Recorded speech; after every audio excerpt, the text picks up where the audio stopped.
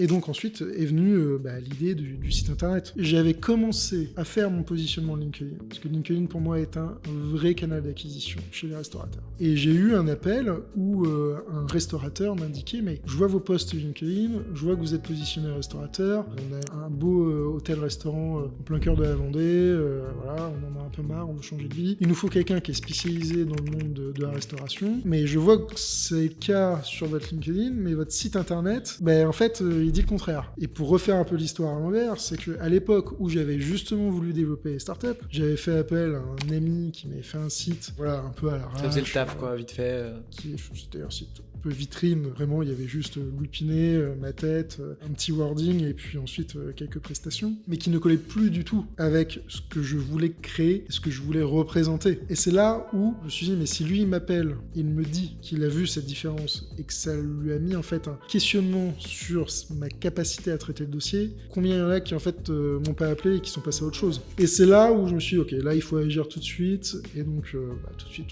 on envoie un message à Ourama. C'est gentil, ça fait plaisir.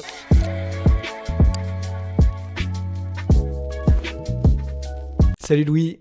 Salut Louis. Je suis très content de t'avoir.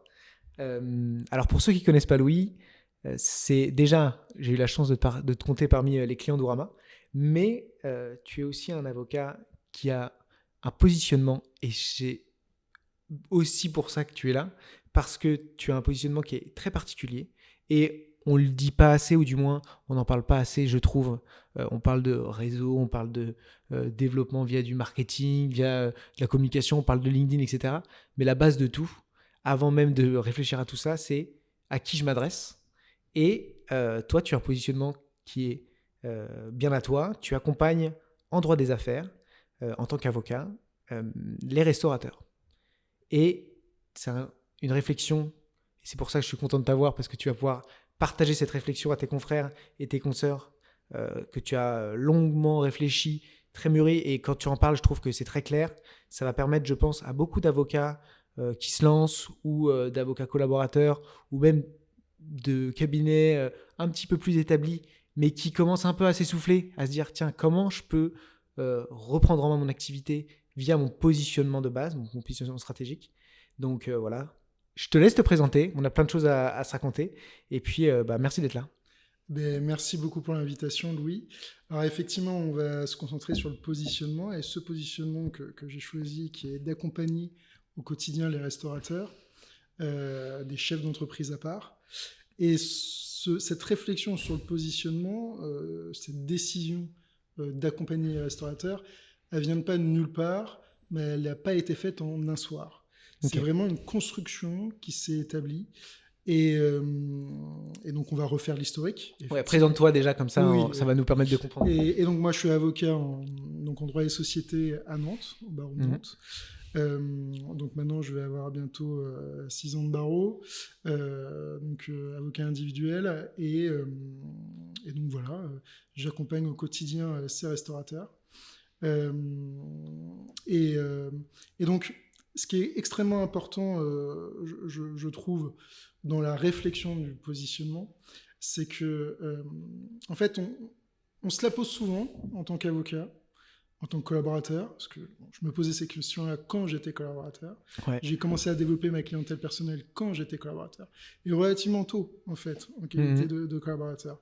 Lorsque j'étais dans des cabinets d'avocats, notamment à Lille, j'ai commencé à Lille dans un gros cabinet d'avocats en M&A, j'avais quelques dossiers perso. Que tu allais chercher comment ? Alors, bouche à oreille, en fait, et des dossiers de restauration. Okay. En fait, la restauration, c'est fait, pour moi, ça a été un peu un hasard, où j'ai eu un bon ami qui, un jour, m'a appelé et qui m'a dit « Louis, je m'associe dans un resto à Paris, est-ce que tu veux m'accompagner ?» Et j'ai fait « écoute, oui, trop bien. » Et il s'avère que c'est devenu, ça a fait un sacré succès, et que je les accompagne depuis maintenant toutes ces années. Et c'est un peu ce client historique qui m'a mis le pied à l'étrier. Mais ça, c'était du ponctuel. En tant que collaborateur, il y a l'acquisition client ponctuelle, bouche à oreille, je sais très bien. Roco, les potes. Voilà, mais ça, c'est pas un système. Ça, c'est de la chance. Ou alors c'est du réseau, voilà, qu'on développe. Mais c'est de la chance parfois aussi. Voilà, exactement. C'en est une autre quand on veut installer un système et quelque chose de concret avec des éléments qui vont te permettre de faire de l'acquisition et pas de stresser à chaque fin de mois pour te dire mince, j'ai pas signé mon nombre de lettres de mission dont j'ai besoin pour vivre en fait et pour financer mon BFR. Donc, et tout ça, c'est une réflexion qui est vraiment sur le long terme. Alors, quand tu es collaborateur, et quand j'étais collaborateur, tu te dis toujours, positionnement, oui, mais bon, j'aimerais pas louper un dossier, en fait, ou quoi qu'il arrive, j'ai ma rétro qui tombe tous les mois, donc après, c'est un peu du bonus si j'ai un dossier qui arrive. Donc, ce questionnement de position de tes prestations, finalement, il est un peu annexe, si je puis dire. Ouais. Mais ce n'est qu'une fois que tu as compris que tu avais envie de t'installer, avoir envie de cette liberté, etc., où là, tu commences vraiment à te poser des questions et à te dire, ok, comment je fais pour vraiment avoir les clients que j'aime et faire les prestats que j'aime et vendre des prestations que j'aime. Parce qu'il y a ce côté technique, mais il y a aussi ce côté commercial, et c'est vraiment les deux qui font que ton cabinet d'avocat est viable, en fait, tout simplement. Et c'est à partir de ce moment où, parce que moi, très tôt, j'ai senti cette volonté d'exercer individuellement, cette volonté de m'installer, cette volonté de liberté. Et c'est pour ça que j'avais fait à l'époque la formation Boost.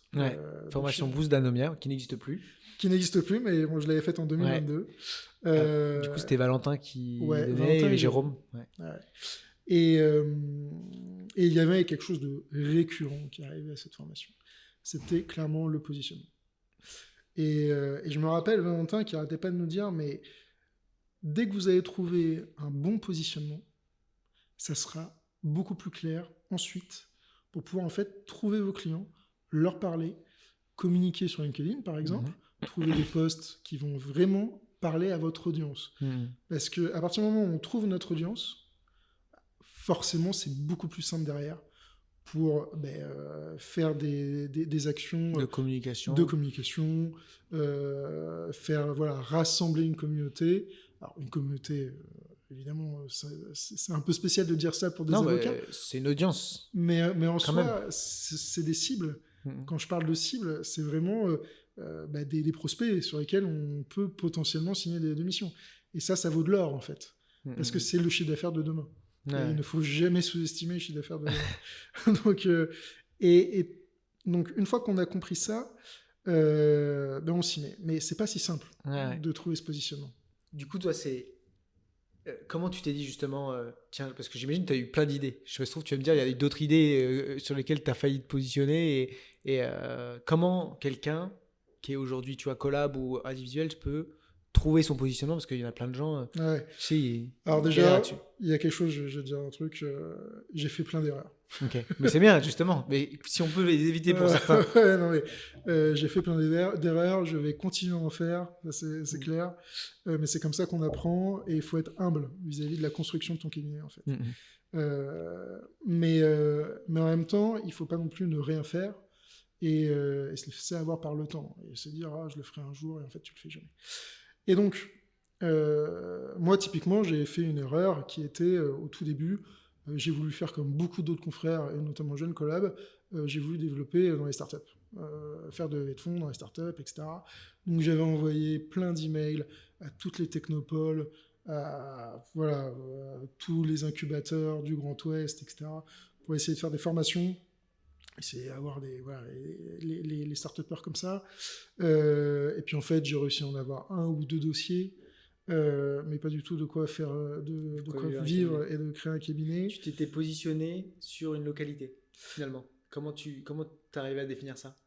Justement, c'était mal défini. J'étais vraiment, en fait, le jeune avocat qui avait un peu la niaque, qui savait parler, en fait, à des jeunes qui avaient plus ou moins mon âge. Et du coup, le feed se faisait comme ça. D'autant plus qu'après il y avait effectivement la technique où j'ai été biberonné au lever de fonds, etc.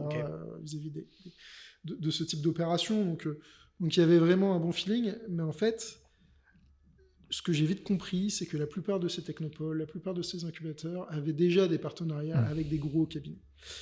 Et donc très souvent la conversation se faisait non mais Louis, sincèrement t'es super, surtout t'es aussi un peu moins cher, mais en fait En fait, le Technopole, l'incubateur, il a une relation d'affaires avec Ok. tel gros cabinet. Donc, typiquement, on va pas donner suite à ta démission parce qu'on Ok. préfère travailler avec eux. Et toi, t'es là, bon, mince, quoi. Et puis après, tu te rends compte, en fait, qu'il y en a beaucoup qui faisaient la même chose. La concurrence était quand même très, très forte.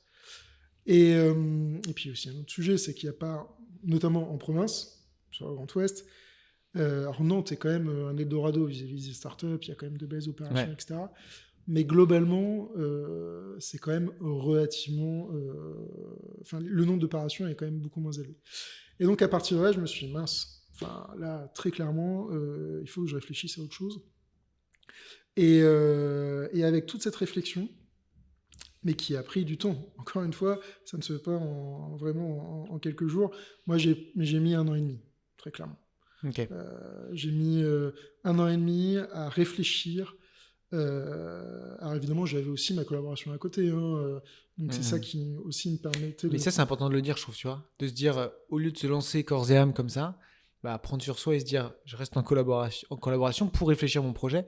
Faut pas rester... Il y a un moment, il faut se lancer. Il y a un moment, il faut se lancer, sinon tu le fais Mais jamais. si c'est pas clair, Exactement. alors avant de demander à vos potes, peut-être pas nous demander à vos potes, mais c'est con, mais demander à des mecs comme moi ou comme Val, alors on va pas tous vous prendre gratos au téléphone, mais un petit mail sur LinkedIn, un petit message.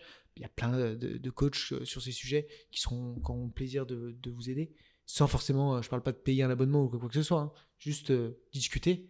Moi, je prends vraiment le temps avec plein de gens de discuter, plein d'avocats, donc j'en ai de moins en moins, mais je le prends quand même, et pour s'assurer que c'est clair, quoi. Ouais. Mais ça, c'est hyper important. Le fait de prendre le temps d'échanger avec déjà des professionnels sur le marketing, sur le développement des cabinets d'avocats. Moi, c'est ce que j'ai fait. Mm. Et j'ai vraiment Tu investi l'assumes, là-dedans. carrément. Je l'assume et C'est je bien. l'ai fait très tôt. Et je pense que ça a été quelque chose de vraiment déclencheur dans mon envie déjà d'aller au bout de ce projet de cabinet et ensuite dans ces réflexions de positionnement. Et il y a quelque chose aussi qui est très important dans le positionnement. C'est peut-être une phrase bateau que je vais dire, mais je pense qu'elle est hyper importante. C'est qu'un positionnement, ça te permet, toi, en tant que praticien, de te respecter. Parce qu'en fait, tu n'acceptes pas n'importe quel dossier, tu acceptes les dossiers que tu sais faire. Et donc, ça permet aussi de respecter tes clients. Parce que, en fait, tout simplement, tu vas pouvoir faire le maximum pour eux.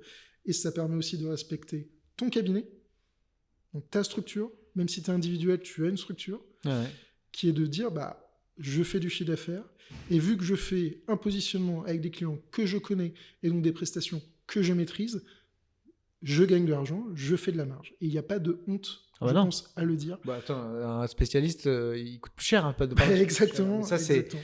c'est encore une autre chose, la Et donc, facturation. oui, mais c'est un sujet, mais c'est un sujet qui est important, parce qu'on veut tous vivre de notre métier. Et je pense que le positionnement en fait partie. Ça fait partie de cette question-là de facturation et de chiffre d'affaires, qui pour moi est vraiment indispensable parce que j'ai envie de vivre. En fait, elle permet de répondre à la question pourquoi je suis plus cher. Exactement. Tout simplement. Et à partir de là, c'est aussi vivre en fait ton métier d'avocat en phase et pas être dans cette espèce d'ambiance morose que je connais depuis que je suis avocat. Même depuis élève avocat, depuis que j'ai mis des pieds dans les cabinets, il y a une espèce d'ambiance morose où tu as toujours ce sujet où je facture pas assez cher, je bosse gratuitement, je fais des trucs où je sais pas trop où je vais, je fais du conseil, mais bon, de temps en temps, je fais un peu de contentieux, ou je fais du contentieux, mais bon, de temps en temps, un petit dossier où je fais une constitution de société, pourquoi pas, ça me ramène un peu d'argent. Et en fait, c'est là où tu te rends compte qu'à partir du moment où tu commences à rentrer dans ce cercle infernal de, bon, globalement, je fais du droit social, mais bon, si je peux faire autre chose à côté, pourquoi pas. En fait, ton positionnement, il est illisible. Tu sais pas du tout à qui tu parles. Tu sais pas du tout comment tu vas facturer tes prestations. Et donc, tu moulines dans le vent, tu t'épuises, et à la fin, tu te poses la question de savoir si tu dois raccrocher la robe ou pas. Alors, j'exagère un peu, je c'est des questions force un peu. C'est normal de se poser aussi si effectivement. Mais exactement. Et moi, c'était quelque chose que je ne voulais absolument pas. Et c'est là où j'ai décidé donc de switcher vraiment. et de me dire, qu'est-ce que j'aime ? Alors surtout, j'ai déjà fait une analyse de centre de profit. Le système Formation Boost, Ouais. voilà, avec Jérôme qui nous a expliqué tout ce système. Voilà, Jérôme, c'est Jérôme Uthiri, mon associé et ancien fondateur d'Anomia. J'imagine que tout le monde ne connaît pas, mais t'as raison. C'est vrai que je parle de Jérôme comme si tout le monde le connaît.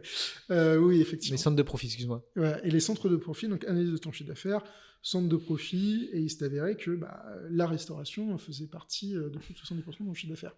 Sans avoir une volonté de ma part de vouloir en fait le développer, à l'époque quand j'étais collaborateur, mais parce que j'avais été recommandé, etc. Mais je n'avais pas vraiment de système de positionnement, si tu veux. J'avais un dossier parce que mon numéro de téléphone avait été communiqué à un prospect, parce qu'il y a un problème d'extraction, un problème de négociation d'un bail-colo, puis c'est sur le fonds de commerce, enfin, voilà, les prestats classiques. Et puis là, je me suis dit, très sincèrement, j'adore ce secteur, j'adore accompagner les restaurateurs, le message passe très bien, et j'adore en fait les prestations que je réalise pour ce secteur en fait.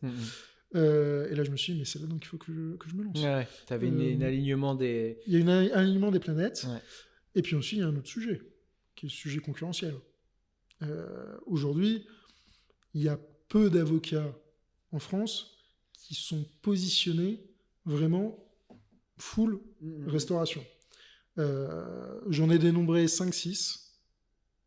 Et après, il y a quelques avocats, effectivement, qui ont une clientèle restauration, bar, brasserie, mais qui n'ont pas forcément de communication là-dessus. Dédié à ça. Et après, il y a un gros phénomène où ce type de chefs d'entreprise sont quand même beaucoup chez les experts comptables.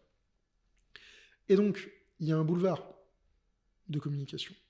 Mais en fait, parce que tout le monde va se dire « Ah je vais faire le truc pour les restaurateurs ». Moi, je trouve que c'est presque vrai pour presque tous les secteurs. Exactement. Si tu regardes, à part peut-être, effectivement, les fonds d'invest ou des trucs comme ça, où il y a beaucoup d'avocats d'affaires sur le coup, ce qui est normal, mais je rejoins. Mais d'ailleurs, c'est la même chose quand tu te dis « Bon, moi, je veux bosser avec les fonds d'investissement ». Mais en fait, tu as des fonds dans même des boîtes, tu vois, même dans la restauration. Tu sais, nous, quand on a créé ton site internet, on s'est dit qu'est-ce qui se retrouve maintenant dans la restauration ? Qu'est-ce qu'on a dans tout ce maillage ? Et finalement, on a même un peu ouvert le positionnement. On s'est permis de faire ça, mais à poil. On n'a pas trop non plus parti. Au début, on a mis poissonnerie. Je me souviens, pourquoi on a mis poissonnerie ? Mais au final, on a bougé. Mais tu vois, dans les fonds d'investissement, tu as les fonds d'invest qui accompagnent que de la tech, tu as les fonds d'invest qui... voilà, tu as 10 fonds d'investissement différents. Et donc, c'est aussi une autre forme de positionnement, d'aller encore plus en profondeur, sachant que... Je ne sais pas si tu as eu cette réflexion de dire il me faut combien de dossiers. Si, ouais. Voilà, et donc, il y a X restaurants en France. Finalement, si je signe 0,01%, je suis large. Donc, en fait... il faut toujours se remettre à niveau, c'est-à-dire il n'y a pas assez de monde, mais par exemple des agences de création de sites d'avocats, il y en a plein. Ouais. Et je me suis pas dit il n'y en aura pas assez pour moi. En fait, j'ai pris un papier, je me suis dit si j'en signe 100, je suis trop bien déjà. Ouais. Donc 100 sur 70 000, j'ai le temps. L'idée maintenant c'est de faire plus, mais on approche de ces chiffres-là, mais tant mieux. Ouais, non mais complètement. Je pense en fait qu'il y a... Déjà, je pense qu'il y a un constat à faire, c'est qu'il y a du travail pour tout le monde. Il y a un marché aujourd'hui pour le droit des sociétés, mais je pense que c'est aussi valable pour le droit de la famille, pour tout ce qui est droit civil, droit des obligues, etc. Où, très sincèrement, je pense que tout avocat qui aujourd'hui veut s'installer pourra aller chercher du chiffre d'affaires. La question, c'est comment ?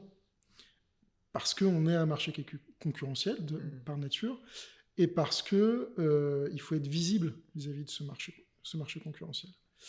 Et c'est là où il faut mettre la casquette commerciale et ne pas hésiter à aussi avoir, dans les premières années de développement de ta clientèle, un positionnement peut-être plus restreint, et ensuite dupliquer et globalement aller sur du large. Typiquement, moi, la restauration, c'est une étape vers l'hôtellerie, vers effectivement tous ces métiers de la restauration, ces métiers de bouche que j'apprécie, boulangerie, etc.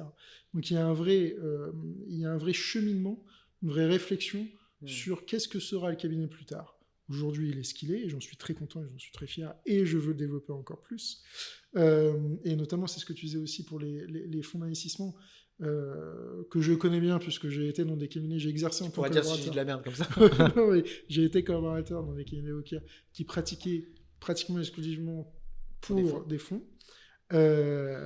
Et effectivement, tu as des fonds qui sont spécialisés camping de plein air, enfin camping, hôtel, ça va vraiment sur le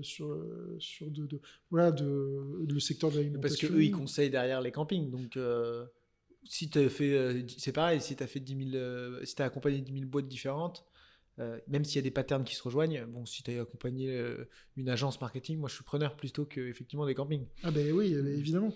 Mais d'où la spécificité, en fait, d'où le fait d'avoir ta connaissance d'un secteur particulier, parce que personne n'aura une meilleure connaissance que toi, vu que tu travailles pendant des années sur ces sujets-là. Et donc c'est ça que tu vends. Tu vends cette connaissance dans un secteur précis. Et ce positionnement, ensuite, une fois que tu as cette clé de positionnement, mais qui, encore une fois, prend du temps, et surtout, il y a un côté un peu psychologique, et Valentin le disait souvent, il disait arrêtez avec vos faux problèmes. Et en fait, ces faux problèmes, c'est de se dire, si je me positionne, je vais forcément perdre d'autres clients. Alors, en toute honnêteté, d'une certaine mesure, oui. Typiquement, si quelqu'un va sur mon site internet aujourd'hui, je vais être référencé comme étant l'avocat dédié au restaurateur. Très clairement, s'il cherche un avocat, je sais pas, en droit social et pour ouvrir je sais pas, quelque chose qui n'a rien à voir avec la restauration, une boulangerie, si la boulangerie, la boulangerie, il devrait t'appeler. Non, mais pour magasin. ouvrir une librairie, voilà, très clairement, il va passer son chemin. Alors, est-ce que c'est si grave ? Non. Non, parce que c'est justement là où il faut être fort dans son positionnement. Et il faut juste se dire, j'ai choisi cela, je sais que ça va marcher, parce que justement, et comme tu le disais, j'ai fait cette analyse de combien il me faut de chiffre d'affaires, de dossiers par rapport à la masse de restaurants aujourd'hui qui existe en France. Et une fois que tu as ça, en fait, tu es confiant et tu donnes toute ton énergie sur ce segment. Et ça, je pense que c'est vraiment hyper important. Et donc ensuite est venue l'idée du site internet, en fait. Parce que, et c'est là aussi, c'est un point qui est je pense, déterminant, et je t'en avais fait part de ce sujet qui m'avait un peu fait paniquer, et ça avait été aussi un peu un déclencheur pour moi pour te contacter pour réaliser mon site internet. C'était que j'avais commencé en fait à faire mon positionnement LinkedIn, parce que LinkedIn pour moi est un vrai canal d'acquisition chez les restaurateurs. Et j'ai eu un appel où un restaurateur m'indiquait, mais je vois vos posts LinkedIn, je vois que vous êtes positionné restaurateur. Nous, on veut, en fait, on a un beau hôtel-restaurant en plein cœur de la Vendée. On en a un peu marre, on veut changer de vie, on veut s'aider. Il nous faut quelqu'un qui est spécialisé dans le monde de la restauration. Mais je vois que c'est le cas sur votre LinkedIn, mais votre site internet... c'est marrant quand même. En fait, il dit le contraire. Et pour refaire un peu l'histoire à l'envers, c'est qu'à l'époque où j'avais justement voulu développer les startups, j'avais fait appel à un ami qui m'avait fait un site, un peu à l'arrache. Ça faisait le taf, quoi, vite fait. C'était un site un peu vitrine, où vraiment il y avait juste Louis Pinet, ma tête, un petit wording, et puis ensuite quelques prestations, mais qui ne collait plus du tout avec ce que je voulais créer et ce que je voulais représenter aussi vis-à-vis de mes clients. Et surtout faire. Et c'est là où je me suis dit, mais mince, je suis en fait aujourd'hui avec cette problématique de positionnement, je suis en train de perdre de la clientèle. Et ça, c'est quelque chose, je pense, qui a été un vrai... déjà, je me suis dit, mais mince, effectivement, il faut absolument que je change cette situation. Et surtout, je me suis dit, mais si lui, il m'appelle, il me dit qu'il a vu cette différence et que ça lui a mis en fait un questionnement sur ma capacité à traiter le dossier, combien il y en a qui en fait m'ont pas appelé et qui sont passés à autre chose et que je ne saurais pratiquer jamais en fait. Et c'est là où je me suis dit, ok, là il faut agir tout de suite, et donc tout de suite on envoie un message à Ourama. C'est gentil, ça m'a fait plaisir. Mais en plus moi j'étais content parce que tu sais, dès qu'il y a un positionnement un peu cool, justement on peut plonger dedans. Et c'est marrant parce que finalement beaucoup de nos clients ont des stratégies assez poussées, et c'est un peu la consécration où finalement voilà, ils alignent le reste. Et le site, mais c'est parce que ça reste un sacré investissement, un site web, hein. Donc c'est normal que ça prenne un peu plus de temps. Mais tu vois, c'est intéressant que tu aies eu toute cette, que toute ta réflexion derrière, tu l'as mis en place au début sur LinkedIn, tu as eu tes résultats sur LinkedIn, ensuite site web, etc. Et finalement, tu y allais par manière granulaire. Et, et en tout cas, moi, ce que je trouve toujours agréable quand on a un positionnement comme ça, c'est qu'en fait, on se dit que justement, on va parler de sujets plus précis, mais en fait, ça ouvre la créativité. C'est comme quand on te donne une feuille de papier et qu'elle est blanche, tu fais putain, je vais dessiner quoi? Alors que on te donne une feuille de papier avec limite 4 points, tu sais tout de suite déjà, tu vas commencer à relier les points, puis tu vas faire un truc. Et je pense que c'est ça. Et donc là, derrière, entre un avocat en droit des affaires qui dit bon, qu'est-ce que je vais mettre en place? Et le gars qui a un positionnement restauration ou un positionnement, je sais pas moi, sécurité alimentaire, peu importe, tout de suite tu dis ok, les restaurateurs, il y en a sur LinkedIn, il y en a aussi sur Instagram, je peux aller les rencontrer. Il y a des agences marketing dédiées aux restaurateurs, il faudrait que je fasse un webinaire avec eux. Les prescripteurs, c'est les experts comptables. Peut-être qu'il y a un expert comptable des restaurateurs, il faut que je me mette en lien. Et en fait, ça va plus vite pour tout. Mais justement, d'ailleurs, j'ai un exemple concret qui m'est arrivé cette semaine. Depuis que j'ai un positionnement LinkedIn sur la restauration, j'ai beaucoup de confrères qui m'envoient des messages en me disant mais super, il s'avère que j'ai un client qui fait de la restauration, alors moi je traite le volet social, mais j'ai pas d'avocat en droit et société pour gérer une opération, une session de fonds de commerce, développement de la boîte, voilà. Est-ce que vous pouvez rentrer dans le dossier, quoi. Et ça, c'est quelque chose en fait qui permet effectivement de faciliter. C'est un accélérateur en fait de développement. Mais aussi un autre exemple qui est notamment sur LinkedIn et sur la créativité, sur ce que tu disais au début. LinkedIn a toujours été pour moi, déjà quand j'étais collaborateur, une autre façon d'exercer. Ça me permettait d'écrire sur le droit, parce que j'adore le droit, voilà, je fais ça parce que j'aime ça. Tant mieux. Tant mieux. C'est clair. Et donc LinkedIn, c'était pour moi une façon d'exercer différemment, d'écrire sur quelque chose que j'aime, et de vulgariser des concepts qui sont des concepts par nature compliqués, puisque juridiques. Et ensuite, très vite, c'est devenu un canal à la fois de notoriété, mais aussi d'acquisition client. Mais au tout début, je n'avais pas de positionnement clair. Comme je te disais, j'étais vraiment sur la start-up, CEO, un peu une espèce de gloubi-glouba. Voilà. Tous ceux qui pourraient avoir besoin d'un avocat en droit des affaires. Exactement. Quand on y pense. Et puis, je fais la peinture chez vous le dimanche. Voilà. Non, mais... C'est un problème chez les artisans aussi. Hein. Mais c'est con, mais c'est vrai. Pour le positionnement. Et donc typiquement, j'ai eu pendant très longtemps fait des posts LinkedIn alors sur la jurisprudence, sur des cas clients, sur ces sujets-là. Puis à la fin, les idées étaient quand même beaucoup moins claires. J'avais un peu perdu la fibre. Et en fait, à la fin, il y a une page blanche, quoi. Enfin, tu te dis, mais... Quoi je vais raconter? Mais je vais raconter quoi? Il y a déjà 10 posts LinkedIn d'avocats... sur la création du holding. Sur la création de holding, sur qu'est-ce qu'il faut faire attention à quoi. Et en fait, tu te rends compte que... Et d'autant plus qu'il y a de plus en plus, même si ça reste quand même restreint, mais il y a de plus en plus de confrères qui sont sur LinkedIn et qui parlent de ces sujets, et des sujets peut-être un peu généralistes. Il faut le faire. Mais moi, je me disais, mais mince, j'ai pas envie de rentrer dans ça. Et puis surtout, je perdais l'envie d'écrire.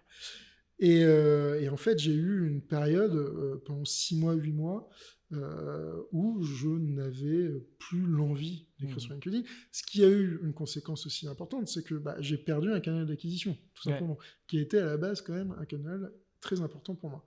Mais vu que j'étais collaborateur, bon, je me Ça suis va. dit, c'était pas... T'avais le salaire qui tombait quand même. Exactement. Et donc, ce repositionnement clair vis-à-vis des restaurateurs m'a redonné déjà envie d'écrire, ce qui n'est pas rien, m'a donné plein d'envie, plein d'idées, surtout sur les postes, et ça match. Et c'est ça qui est important. Et d'autant plus... Et est-ce que tu as ajouté des restaurateurs? Est-ce que tu as pris le pli de dire, je vais... Ah, mais complètement. Ouais. Bah alors Et ça, c'est important de le dire, parce que là, ils le font pas. Hein. Ah ouais, non mais... Ils ont 200 abonnés, ils font, bon allez, on est parti. Attends, prends le temps d'ajouter des gens. Non. Alors ça, c'est aussi parce que j'avais fait une formation LinkedIn via Amelia, en parallèle. Et ça, c'est un sujet aussi qui avait été rabâché au cours de la formation. La problématique quand on est avocat et qu'on veut poster sur LinkedIn, c'est que 99% du temps, on n'a que des contacts avocats. Pourquoi ? Parce que quand tu es avocat à la fac, tu ajoutes tous les associés des cabinets dans lesquels tu veux faire tes stages. Puis après, bon, vu que c'est quand même un corporatisme, voilà, on aime bien être entre nous, ce qui est très bien, hein, je veux dire, c'est l'ordre, etc. On aime bien s'ajouter entre nous, on aime bien... voilà, pour le business, c'est zéro. Mais pour le business, c'est absolument zéro. Donc, qu'est-ce que j'ai fait ? Déjà, j'ai fait ce que toi, tu as fait. J'ai regardé le nombre de restaurateurs qu'il y a en France.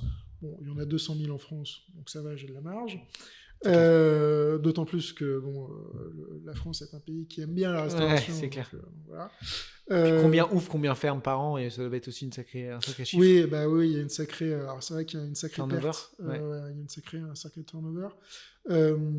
Et ça se trouve pas ? Enfin, je pose une question. Si, ça se trouve. Mais bien sûr. Si, mais il y a un effet naturel, organique, en fait. Okay. Et puis ensuite, forcément, une fois que tu as compris qui est ta cible, qui est ton audience, et surtout quand tu veux rédiger un post LinkedIn, il faut se dire à qui je le rédige. Moi, j'ai passé des journées entières à ajouter des restaurateurs. C'est ce qu'il faut faire, je pense. Et voilà. Et une fois que tu as redéfini en fait tes abonnés, ta liste de contacts, là, tu peux te remettre c'est ça. à rédiger des posts qui vont vraiment être lus par ta cible et qui vont potentiellement te contacter parce qu'ils ont une problématique sur une problématique de restauration.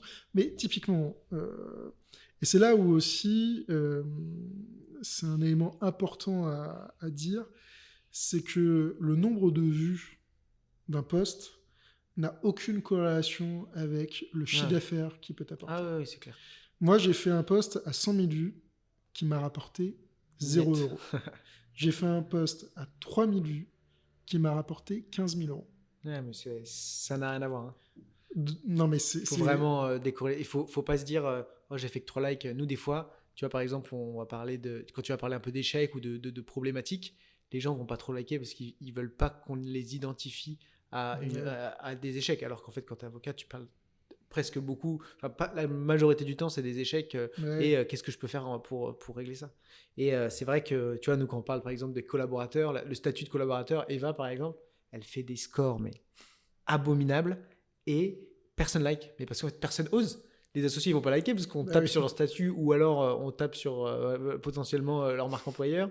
Et en même temps, les collaborateurs ne vont pas liker parce qu'on va pas dire, mais tu sais, ça se regarde, les gens regardent et ça génère de l'interaction et ça génère des prospects. Et ça, c'est vrai que c'est important de le dire. Et il y a autre chose, à mon sens, les avocats ont l'impression qu'il n'y a que des avocats qui postent. Mais en fait, c'est juste parce qu'ils ont que des avocats sur LinkedIn. Exactement. Mais si tu regardes un start-upper, il a que des autres start-upers pareil qui postent ou il a que les gens à Dubaï, tu vois, les influenceurs machin. Enfin, donc on pense qu'on est,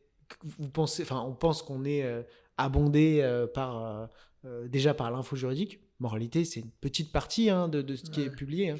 Oui, c'est une toute petite partie. Alors, j'ai pas fait l'inventaire des confrères et consoeurs qui postent sur LinkedIn de manière régulière, mais je pense qu'on est pas loin d'être une vingtaine. En tout côté droit des AF, côté droit des AF. Alors non, pas restauration. Côté droit des AF. Je pense que plus. Mais vous n'êtes pas tant que ça en fait. On n'est pas tant que ça, je pense pas. Et parce qu'il y a en plus un côté très et ça se regarde. Il y en a beaucoup qui se lancent aussi et qui s'arrêtent. parce que ça marche pas, mais en même temps, faut s'y mettre, il faut prendre les codes et C'est je du t'ai formé travail. et ça prend le temps, mais aussi, en fait, faut s'en foutre des confrères parce qu'en fait, c'est pas eux qui rapportent de l'argent. Il faut vraiment aller chercher justement ta cible en l'occurrence et derrière, moi par exemple, que des mecs en marketing like mes posts, ça m'intéresse pas du tout. Je m'en fous complètement. Ou un mec qui vient me dire attention, c'est pas exactement ça, mais en fait, qu'est-ce que Ouais, tu non, fais mais il y là, en tu a vois? beaucoup. En fait, il vient Moi, c'est que les parasiter. avocats qui m'intéressent, Ouais. ou les experts comptables aujourd'hui, et les gestionnaires de patrimoine, Mais tu la vois. problématique, c'est que ce type de like ou de commentaire Mais qu'est-ce qu'ils viennent liker nos trucs, tu vois? Je me il dis, vient mais. parasiter et essayer de Ouais, récupérer une part ouais, de sans ton doute. audience. Ouais. C'est ça, en fait, le Je sujet. déteste ça, moi. Je le fais jamais, en fait. Je me dis, mais pourquoi? Moi, je veux pas aller regarder tes trucs. Occupe-toi de ton business, tu vois. Après, c'est cool. Mais en fait, c'est la mauvaise strat pour moi. En fait, ils mettent en. Je sais pas, ils perdent leur temps, à mon Ouais. sens. Si t'apportes quelque chose d'intéressant, Mais pourquoi c'est pas? toujours Mais si ça. c'est pour dire Ouais. très bonne idée, bon, c'est bon. On passe à autre chose. Mais c'est aussi ça qui est important quand tu as un positionnement qui est clair. Tu connais ta cible. Et donc sur LinkedIn, tu vas savoir ajouter en fait très rapidement les personnes que tu as identifiées et qui sont des potentiels prospects. Et donc ça va beaucoup plus vite. Si tu n'as pas un positionnement clair et si tu ne sais pas à qui tu parles, et bien en fait tu vas mettre beaucoup plus de temps à accumuler une audience de qualité et qui peut être qualifiée ensuite en lettre de mission. Et une lettre de mission, c'est du chiffre d'affaires. Donc ça, pour moi, c'est un élément qui est vraiment déterminant, au-delà du fait que LinkedIn, c'est du partage de contenu, etc. Et c'est forcément une stratégie de notoriété qui est importante et qu'il ne faut pas négliger. Mais, faut pas lâcher en plus. et il faut surtout pas lâcher. Mais il faut aussi se dire que la stratégie de notoriété, c'est une chose, mais la stratégie d'acquisition, c'en est une autre. Et cette stratégie d'acquisition client, je parle, elle est faisable sur LinkedIn, mais sous réserve de faire les choses bien, correctement et sur le long terme. C'est ça qui est important. Ouais, c'est là où c'est dur de. Tu sais, les gens ils testent un mois, bon, ça marche pas, on lâche. Ah ben non. Ça... Et justement, j'avais une question là-dessus. Toi, tu utilises des outils pour gérer tout ça? Ou comment tu te débrouilles pour t'organiser autour de ta communication? Et dernière question, et après je te laisse répondre à tout ça, c'est est-ce que tu envoies aussi des mots? Est-ce que tu prends le temps d'envoyer des messages à certains prospects, des gens que tu trouves intéressants et que tu prends le pli d'aller vers eux? alors ça, c'est ce qu'on appelle le cold email. C'est ça, le cold email là, ou le cold en message, mot d'avocat, c'est sollicitation personnalisée. sollicitation personnalisée, ouais, d'accord. Alors ça, j'ai mis très longtemps avant de le faire. Ouais. Pour deux raisons. La première raison, elle était psychologique. J'avais peur. Ouais, peur de déranger. Peur de déranger, effectivement. C'est dingue. Et puis, ouais, peur, avoir un peu d'humilité, un peu trop peut-être. Et de se dire, mais mince, est-ce que mon message est bien rédigé? Est-ce qu'il va pas le prendre mal? Est-ce que c'est la bonne cible aussi? Est-ce que voilà, tout ça fait que est-ce que je suis capable de le faire? Et donc, parce que c'est une chose de s'afficher sur LinkedIn, de rédiger. Mais il y en a d'autres qui ont plus peur de ça d'ailleurs. Exactement. Moi, c'était pas ma peur. Moi, voilà, rédiger comme ça sur LinkedIn, c'était pas un sujet. Mais par contre, aller de but en blanc comme ça dans l'interaction, j'ai mis plus de temps. Et maintenant, je le fais pratiquement systématiquement. C'est-à-dire qu'un restaurateur qui like un post, un petit mot, systématiquement. Ou même. C'est quoi que t'envoies? C'est merci d'avoir merci été. Pour le comment like. Ça se passe votre activité? Exactement. Simplement une prise de nouvelles, quoi. En fait, il faut partir du principe que les gens sont fondamentalement gentils. Ouais, c'est vrai, ouais. Et que à partir du moment où tu as compris ce principe et que tu es aussi sur un réseau social de connexion, eh bien, ils ne vont pas être surpris de recevoir un message de ta part. Surtout s'il y a eu une interaction de leur part. Surtout si, en amont, il y a eu cette interaction-là. D'autant plus s'ils sont dans ton secteur d'activité. Et donc, à partir de là, tu as l'ensemble des éléments qui te permettent de lui envoyer un message. S'il ne répond pas, voilà, tu auras essayé. Mais la plupart du temps, ils répondent. Et ça fait de l'interaction. Et ça permet de déboucher. Tu rentres un peu aussi dans leur... ouais, voilà. Et tu as réussi à signer t'as des clients qui sont... j'ai réussi à signer des missions comme ça. Ok. Alors, c'est bien. soit directement, soit des renvois, en fait, où je connais un restaurateur Ouais. qui a un problème. Mais je pense que c'est ça qu'il faut mettre en place. C'est si vous vous envoyez un petit mot comme ça, c'est pas forcément de dire t'as besoin de moi, c'est plutôt de dire je suis content, merci pour le truc, n'hésitez pas si besoin, et surtout n'hésitez pas si vous avez des confrères de votre branche de métier qui pourraient avoir besoin de moi. Exactement. Mais Parce en fait, qu'eux, ils vont aider, ils vont ouais. être contents de rendre service. Ouais, non, mais complètement. Mais en fait, c'est fini l'époque où l'avocat qui arrivait et qui disait je suis plus fort, voilà, je suis plus rapide. Ça, c'est se présenter comme ça, de but en blanc, en disant voilà, je suis le meilleur cabinet du monde, je suis le meilleur avocat du monde. Ça suffit pas. Ça suffit plus en fait. Ça Non. suffit plus. Les gens ont plus du tout envie de ça. Ils ont envie qu'on s'intéresse véritablement à ce qu'ils font. Donc à connaître leur métier et à connaître leur secteur et leur activité. Et ça, c'est fondamental. À partir du moment où on a ça en tête et qu'on arrive à leur faire comprendre qu'on est un spécialiste de leur domaine et qu'on s'intéresse à eux, eh bien, tu as une autoroute pour engager la discussion. Je dis pas pour signer une démission, mais au moins pour engager une discussion. Mais de toute manière, c'est là où tu rentres dans le cadre de la déonto, tu vois, c'est de dire on est sur un réseau social, il y a eu une approche de quelqu'un, même une acceptation dans le réseau, tu vois, pour moi ça rentre dans le cadre. Hein. Mais oui. Et c'est pas arriver comme un bourrin en disant voilà, ça c'est mes tarifs, bon courage. Mais simplement prendre des news, créer de l'interaction et des fois ça débouchera rien, mais en règle générale, ça va. Les gens, faut pas croire, ils vont revenir. Enfin, tu vois, même toi pour bosser avec nous, t'as eu quand même pas mal de temps de réflexion, tu vois. Moi, j'ai eu, avant de finaliser l'aide de mission Ourama, je pense qu'il y a eu 6 mois. Ouais, ça a pris 6 du mois temps. entre la prise de contact et finalement la signature de devis, la lancement. signature de devis. Alors pourquoi il y a eu ce délai? Eh bien, tout simplement parce que ce positionnement-là, je disais au début, mais ça prend du temps. Il faut vraiment, et ça je pense que c'est un vrai sujet, c'est un sujet de réflexion. Et de se dire, mais poser sur la table tous ces éléments tels que je l'ai expliqué au début de la discussion, mais il ne faut pas se dire, tiens, demain je vais installer ma plaque et je vais trouver mon positionnement. Non. Ça, c'est la merde. Ça ne marche pas. Ça peut marcher pour certains, mais ils vont galérer, quoi. Oui, et ça serait l'exception qui confirme la règle, plus qu'autre chose. Un positionnement, ça se trouve sur le long terme. Voilà, moi, comme je dis, hein, j'ai fait des erreurs dans mon positionnement antérieur. Voilà, pour l'instant, le positionnement restaurateur n'est pas une erreur et ça va bien. Donc, et j'en suis très content. C'est quoi justement la suite? C'est recruter, créer un truc un petit peu plus gros, ouvrir des bureaux? Pour moi, pour l'instant, c'est consolider. Vraiment, c'est consolider sur ces 2 prochaines années, consolider mon chiffre d'affaires, consolider ma clientèle. Voilà, je sais que j'ai des bases solides, maintenant je veux les consolider, et ça peut aller vers du recrutement. Et comme je te disais, hein, l'idée pour moi, c'est aujourd'hui, je suis vraiment spécialisé restaurateur, mais c'est aussi voilà, d'arriver sur d'autres métiers de bouche, ou de ce qu'on appelle l'hospitality, c'est-à-dire hôtellerie, et voilà, et d'avoir une pratique à 360 sur ces métiers-là. Boulangerie, voilà, boucherie, hôtellerie, et ça c'est vraiment ma volonté. Ça, ce serait en gros, dans 10 ans, c'est... J'espère moins. J'espère moins. On va dire 5 ans. Mais avoir d'autres équipes qui s'occupent aussi du volet social, du volet... Exactement. Et avoir un one-stop shop pour les restaurateurs en côté juridique. Parce qu'aujourd'hui, ça n'existe pas.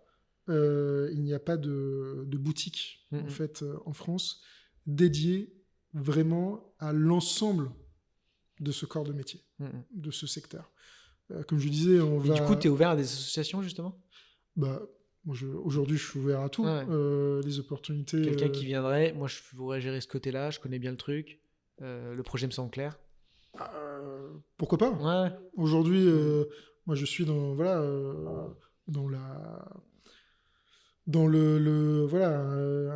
une création, une consolidation d'une activité. Donc aujourd'hui, je ne me ferme aucune porte.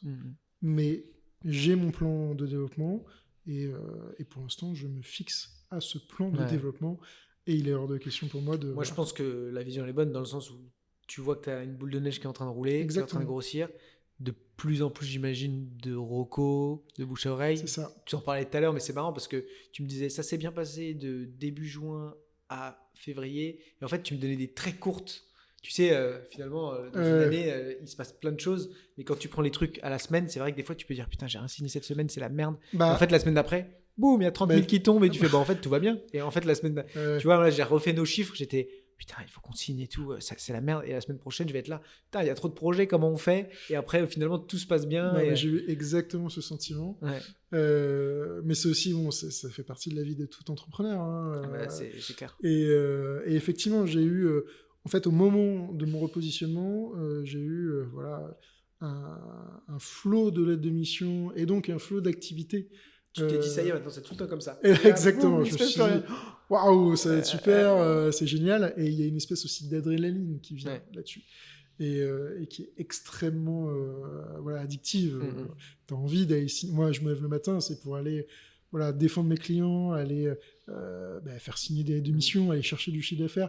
Et puis, ça, c'est quelque chose qui me plaît fondamentalement. C'est quelque chose qui me fait lever le matin.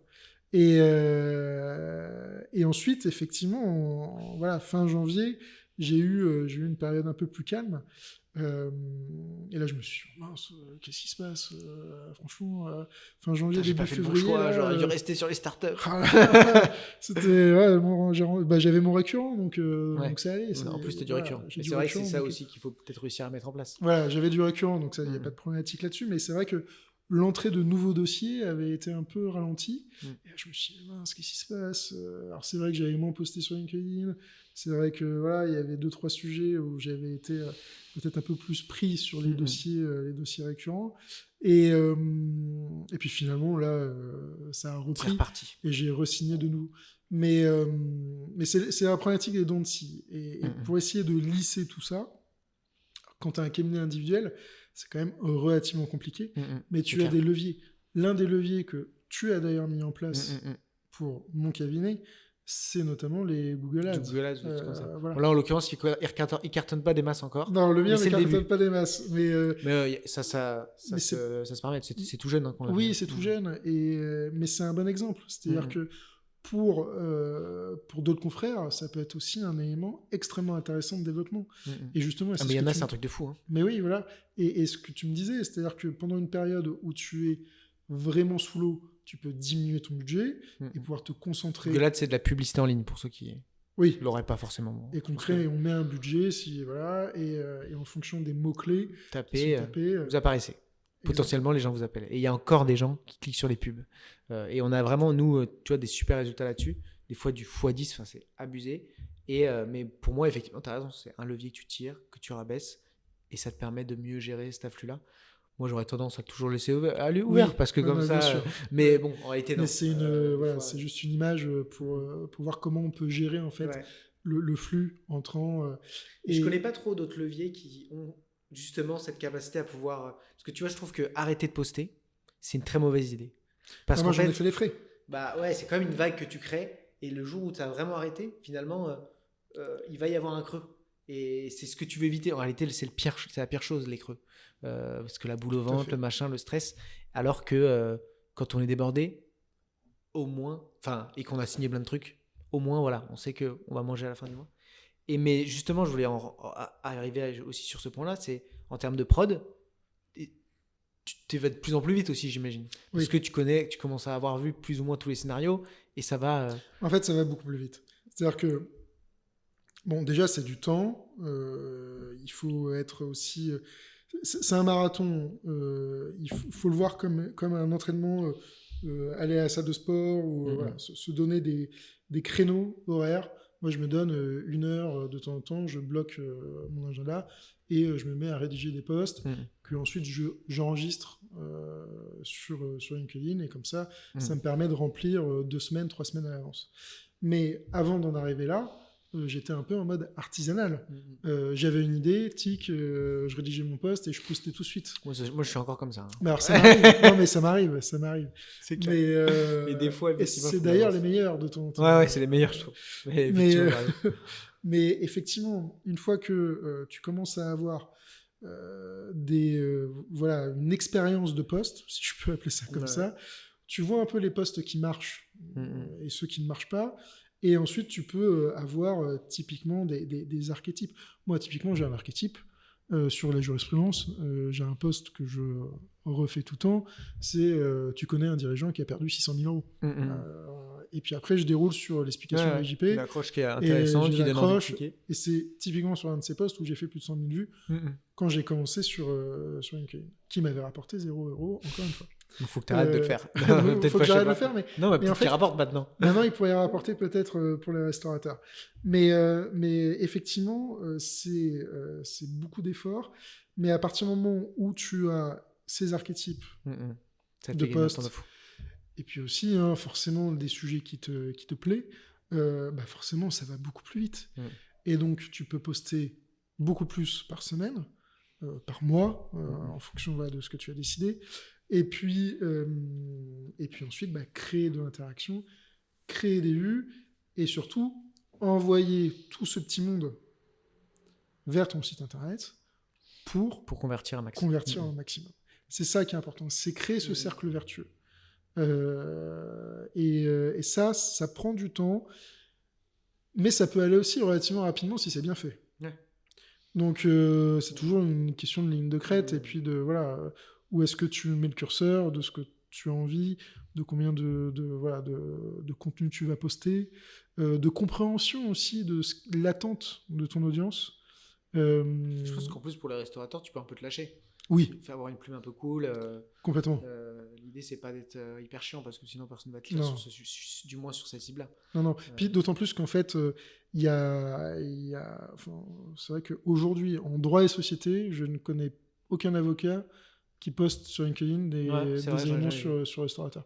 Il y a des consoeurs et des confrères qui sont en droit de la restauration, mais plutôt en droit social, droit pénal, et qui postent. Droit pénal. Ouais, droit pénal. Pour les restaurateurs, je sais pas. Ouais. Alors là, je sais pas si je comprends pas le positionnement, mais j'imagine qu'il y a des trucs. Si. Sécurité alimentaire. Ouais, sécurité alimentaire. D'accord. Et puis tout ce qui est aussi fiscal, toutes les problématiques. Okay. Oui, non, il y a responsabilité pénale des dirigeants. Exactement. Okay, il y a des gros sujets. Et notamment, moi, j'ai des sujets où je travaille notamment sur toutes les problématiques d'extraction, qui est quand même un gros sujet dans la restauration. Et ça peut aller devant un tribunal de police. Okay. Donc là, tu es obligé d'avoir un confrère qui est spécialisé en droit pénal. Trop bien. Et donc, mais en droit SOT, ça n'existe pas. Et donc, effectivement, là, tu peux te lâcher. Et je me rappellerai toujours d'un commentaire d'un chef restaurateur qui m'avait dit, notamment sur l'un de mes premiers posts, si ça prend l'envie à nos confrères de regarder, il avait mis c'est rafraîchissant d'avoir ce type de post sur la restauration. Et j'avais pris ce commentaire, vraiment, j'étais sorti du cabinet en rentrant, j'avais ce commentaire en tête en fait sur mon vélo, et je me suis dit, c'est hyper sympa. C'est ça que je veux envoyer comme un sentiment. Exactement. Ouais. Et ce sentiment-là, J'espère que tu as la même chose avec mes posts. Exactement. Non, mais d'ailleurs, c'est pour ça que j'ai signé chez Orama. J'espère que les sites étaient beaux surtout. Mais nous, il y a ce double truc. C'est des fois, on me découvre, mais en fait, beaucoup de gens, surtout, vont voir le travail, voient que c'est bien fait. Parce que c'est horrible, mais je vois des concurrents, ils postent comme moi, mais derrière, je vois le site, je fais putain, mais tu m'étonnes qu'ils signent pas. Enfin, derrière, le taf, c'est pas ça, tu vois. Et nous, on essaye de faire des trucs qui soient cool. Après, c'est pas les sites les plus chers, donc on n'est pas sur effectivement, les plus peut-être beaux sites qu'on retrouve sur le web. Mais on est quand même bien quali, je trouve, par rapport à ce que font beaucoup de gens. Et trop bien. J'espère que ça aura aidé beaucoup de monde. Qu'est-ce qu'on te souhaite du coup pour les prochaines années? Bon, tu l'as un peu dit. Hein. Oui, écoute, un développement qui ne s'arrête pas. Et puis ça sera des belles collaborations. Exactement. N'hésitez pas à contacter du coup Louis si vous taffez dans ce secteur. Si vous êtes chef et que vous avez été jusque-là, bravo. Mais je sais t'as quand même une génération. Parce que moi, dans ma tête, je me dis, la restauration, c'est quand même. Tu vois, j'aurais pas vu LinkedIn. Mais en fait, t'as quand même une génération de chefs qui se prennent ce volet entrepreneuriat, j'ai l'impression, en main. Exactement. Et qui se retrouvent sur LinkedIn. Et exactement. Alors, ça, c'est un point. D'ailleurs, cet après-midi, j'étais avec un client restaurateur à Paris et on en discutait. Et en fait, les chefs ont été pendant très longtemps Cachés dans les cuisines. Ouais. Et Instagram leur a permis de se faire connaître. De manière un peu sur les chapeaux de roue, avec notamment leurs recettes, etc. Et donc on a toujours cette image du chef un peu star sur Instagram, cette mise en avant. Mais en fait, ce qu'il faut comprendre, c'est que c'est avant tout des chefs d'entreprise. Ce sont avant tout des femmes. C'est souvent des chefs que tu as, enfin chefs pas masculins, tu veux dire. Non, des chefs, je veux dire, c'est des chefs qui gèrent leur resto. Oui. Ouais. Ok. Ouais. Non, chef ou chef-eux, peu importe. Oui, peu importe. Oui, tout à fait. Oui, ils gèrent leur resto. Okay. Et en fait, on se rend compte que tu as toute une génération, soit de jeunes qui sortent de l'école hôtelière, soit beaucoup de reconversion aussi, il faut se le dire. Moi, j'ai quand même une grosse partie de ma clientèle, c'est de la reconversion. Des gens qui ont entre 35 et 45 ans et qui ont décidé de changer de vie et de se lancer dans de la restauration. Et ces gens-là, en fait, ont une vie avant et ont une approche différente du métier de la restauration. Et ils prennent peut-être plus facilement la plume sur LinkedIn. Ouais. Tu vois, là, je pense à l'avocatariat, tu vois, la chef de l'avocatariat, je vois souvent ces posts. Linda Train, oui, qui elle... chef de Bleu Bao aussi, qui poste pas mal, et qui poste régulièrement et qui sont devenus... Mais c'est vrai que je me dis pas je vais aller dans un resto pour... Tu sais, j'ai toujours l'impression qu'ils vont vendre une formation pour devenir restaurateur ou un truc comme ça, tu vois. Mais en fait, ils le font même pas. Non, ils le font pas. C'est que ça doit rapporter quand même de la clientèle ou... je pense que ça leur rapporte de la clientèle. Pour ouvrir d'autres restos, peut-être, trouver des personnes qui mettent des fonds, je sais pas. Ouais, peut-être. Alors après, il faut pas non plus oublier que c'est aussi... Et c'était aussi... C'est aussi un plaisir. Ouais, c'est un plaisir. Moi, au début, c'était un plaisir d'écrire sur LinkedIn. C'était une manière d'exercer... Moi, je suis trop business, mais ouais, t'as raison. Mais c'était une manière, en fait, de peut-être goûter à la liberté de s'exprimer, de m'exprimer en tant qu'avocat et pas juste en tant que simple collaborateur d'une structure. Sur LinkedIn, j'étais Louis Pinet, avocat. Tu vois. Et c'est ça qui m'a aidé aussi à grandir et à me donner aussi la force, avec la clientèle que je me suis construite, de mettre à mon compte. Et ensuite, je pense que les restaurateurs déjà prennent de plus en plus conscience de leur métier de chef d'entreprise. Ouais. Parce qu'ils ont vu trop, je pense, déjà de restos qui meurent alors que la bouffe était bonne, les étoiles étaient là, mais le BFR suivait pas, ou je sais pas, des trucs comme ça, quoi. Oui, et puis surtout, l'augmentation des prix, les marges qui diminuent, forcément pour eux, quand tu as une stabilité financière qui est déjà fragile, avec une trésor qui est tendue, forcément, si ta marge passe négative, tu fermes la boutique. Et donc, ils prennent conscience, sincèrement, de ce métier de chef d'entreprise. Et donc, ils sont de plus en plus sur LinkedIn à publier leur expérience de chef d'entreprise. Et c'est ça qui est intéressant. Et ça, moi, typiquement, c'est une clientèle que je vise forcément, parce que déjà, elle est sur un canal d'acquisition sur lequel je connais et que je poste. Et en même temps, c'est une clientèle qui est incroyable, parce que ils ont des projets qui sont géniaux, et c'est toujours intéressant d'accompagner ces gens. Donc voilà, oui, les chefs restaurateurs sont sur LinkedIn. Non, mais du coup, tu sais, ça pose toujours la question de... Parfois, on s'imagine que effectivement, faut aller sur Insta ou sur Facebook pour ce type de profil, mais pas du tout. Pas du coup. Alors après, je ne dis pas que je ne serai pas sur Instagram. Non, mais c'est une nouvelle entrée que tu vas faire. Et d'ailleurs, là-dessus, il y a de la pub à faire, tu vois. Typiquement, là, il y a de quoi faire. Mais typiquement, ça, c'est une prochaine étape de développement. Et effectivement, je mettais... Et là, c'est souvent plus d'investissement parce que c'est face cam, notre tête, mais bon. C'est un autre exercice, mais je pense que tu seras bon là-dessus, toi. Ouais, j'ai pas de crainte. Je pense que ça va être cool. Enfin, toujours y aller avec. Mais c'est vrai que des fois, j'arrive, moi, parce que du coup, je tombe que sur les avocats et d'un coup, je vois un avocat hyper crispé, je fais putain, mais lui, il faut pas qu'il fasse de la vidéo, ou alors il faut qu'il fasse un cours d'éloquence avant. Mais c'est triste, mais malheureusement, il faut envoyer, quoi. C'est un autre exercice, tout simplement. On n'est pas devant un juge, on est devant des clients, et devant les clients, il faut être commercial. Ouais, c'est clair. Merci Louis. Écoutez, j'espère que tu auras des petites opportunités qui tomberont ou des gens qui te contacteront. Voilà, je trouve que j'ai hâte de voir la suite. Je trouve que c'est un beau cabinet que tu es en train de construire. Écoute, j'espère que ça va bien se passer, mais j'en doute pas. Merci beaucoup. Surtout merci à toi pour ton accompagnement. Une chose que je voudrais dire, t'avoir à mes côtés, ça a été une force. Ça continue à l'être. Aussi avec toute ton équipe. Dan qui a bien géré le site. Dan qui a bien géré le site. Moi, j'en suis extrêmement satisfait. Il est vraiment... Il est bien dans le site. Il est très, très beau. J'ai eu d'excellents retours. Et sincèrement, je pense qu'avoir un site comme ça, c'est une force indéniable pour le développement. Et ne pas le faire, c'est se mettre une balle dans le pied, je pense. Bon, je ne vais pas te dire l'inverse, mais c'est gentil, c'est trop gentil. Merci à toi.